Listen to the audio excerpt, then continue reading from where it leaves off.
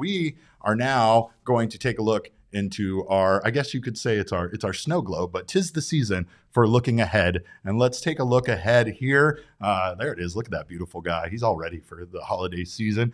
Let's take a look ahead at some free agency potential targets for the Arizona Diamondbacks, because we know that they are going to be definitely targeting pitchers, and we've talked about how important that is. So Jesse is going to tell you about Michael Wacha, while I go ahead and scratch off this snow globe cash scratcher. That's going to take you a while. It's going to take me a while. It looks like it has a lot to it. But Jesse has a lot to say about Michael Wacha. So we'll see which one of us gets done first. Jesse, if you will. They're really making you work for that. They really are. And that's why I'm not much surface area. I'm really not giving you, that's why I'm not giving you 50% of this. But go ahead.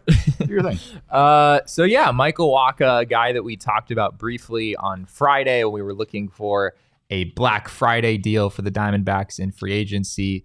Kenta Maeda was sort of our headliner name then. He, of course, signed with the Detroit Tigers over the weekend, is no longer an option. But there are still a couple of guys out there who could be had reasonably affordably, we think, in free agency, who put up some pretty good numbers in 2023. And Michael Wacha is one of them. 134 and a third innings this year for the Padres, a 3.22 ERA, a 1.16 whip, 22.4% strikeout rate, a 7.8% walk rate. Both of those basically right at league average, slightly better than league average on both fronts. And then a FIP of 3.89. So yeah, I think there's some evidence with Michael Wacha that like I wouldn't sign Michael Wacha and expect him to post a 3.22 ERA in 2024, but you know, he could certainly be a solid contributor for the Diamondbacks that won't cost nearly as much as some of the other guys that we've been talking about. You done?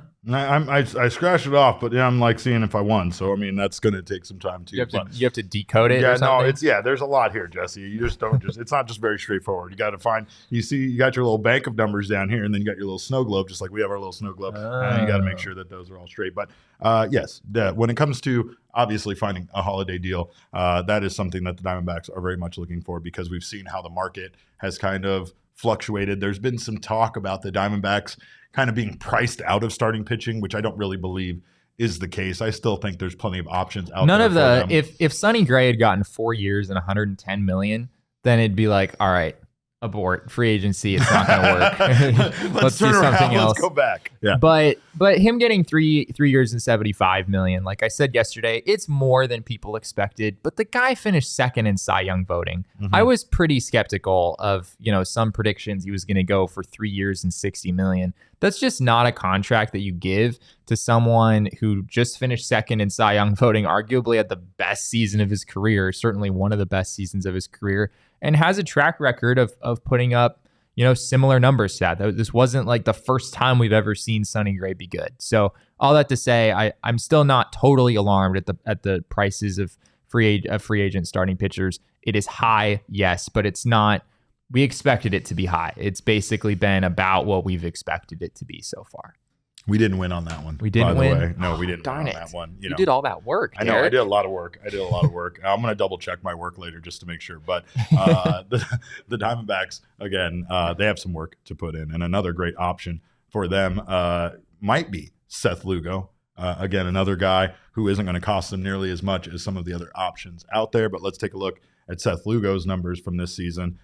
He's 34, so again, he's on the older side. It's not somebody that they're going to give a long-term contract to, which right now might be exactly what they're looking for potentially. I don't know what the St. Louis Cardinals are doing necessarily, but I feel like bringing in a guy right now to fill the rotation, at least for like 2 seasons, is probably, what the Diamondbacks are looking for, unless they can get a younger guy like Jordan Montgomery that they can kind of ensure is going to be here for 5 years plus and still be performing at a high level. But well, I don't know if Jordan Montgomery would still be performing at a high level after 5 years. That might be too much. But Lugo pitched 146 and a third innings this year. He had 3.57 ERA, which is nothing to sneeze at all, with a 1.20 whip.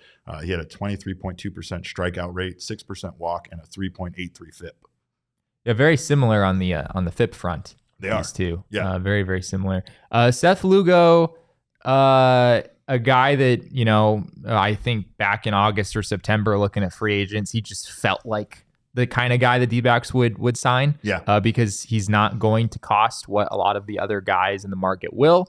And yet a 3.57 ERA over 146 in the third innings. It's pretty good. Yeah, there's a lot of value there. Yeah. I mean, he pitched in San Diego, so it's certainly a pretty pitcher-friendly environment. He also had an injury that he missed time with, so it was... Yeah, he missed about a month with a calf strain. Michael Wacha also missed some time. He had right shoulder inflammation that kept him out for about a month and a half. So neither of these guys pitched like a full season worth of innings. I think Lugo made 26 starts. Wacha made 24 starts. My memory is serving me. But give me these guys. Give me this mid-3 ERA with a 2-year deal that's not going to cost the Diamondbacks a ton. I mean, right now I feel like them slotting in at either 3 or 4 in the starting rotation is not out of the question for either one of those guys. And again, they're not on the young side of things, but again, that's what's going to keep the cost minimal. And if they can perform like they did last year, it's a plus for this team. Yeah, Lugo is almost like the I don't know if I love the comp of like a poor man's Sonny Gray, but he like is also 34 and also is coming off a pretty good season. So I don't know. It's a pretty bad comp, honestly. Seth Lugo just became a starting pitcher in 2023. He'd been used primarily out of the bullpen. He back at like the dawn of the StatCast era, Seth Lugo was like the guy with the curveball that spun a ton. He had like just a ridiculous spin rate on his curveball. That was a really big thing for a while.